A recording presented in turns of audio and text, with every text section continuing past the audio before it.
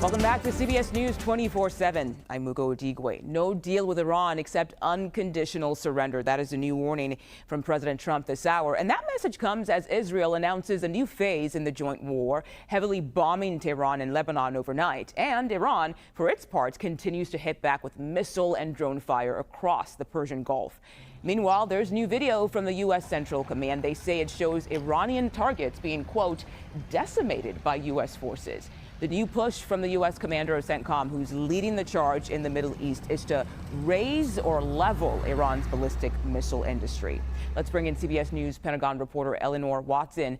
Ellie, before we get to what we heard from the admiral, you have some breaking news on Russia's potential involvement in this conflict?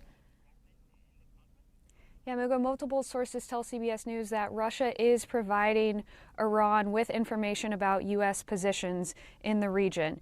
A partnership between Iran and Russia is not necessarily new. We saw Iran provide hundreds of Shahed drones, the type of drones it makes, to Russia for Russia to use in Ukraine.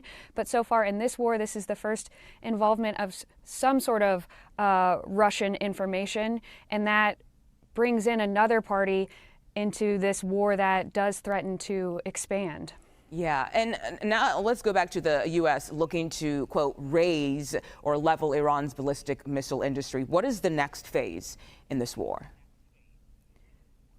Yeah, it sounds like the military is now not just focused on destroying Iran's current missiles and launchers, but focusing on not allowing them to make any more missiles. Admiral Cooper, in a briefing yesterday, said that the next phase will focus on, as you said it, leveling or raising Iran's ballistic missile production. Already, he said the U.S. has targeted hundreds of missiles and launchers, as well as sunk 30 Iranian Navy ships, another objective the military has in this ongoing campaign. In that same update, Secretary Hegseth said even though Iran hopes that the U.S. cannot sustain this war, the U.S., in his words, has enough offensive and defensive weapons to fight for as long as it takes.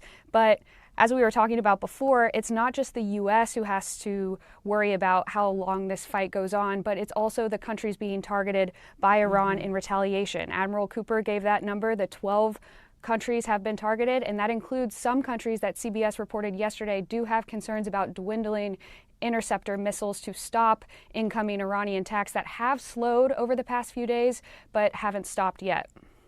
Okay, Eleanor Watson, thank you for your reporting.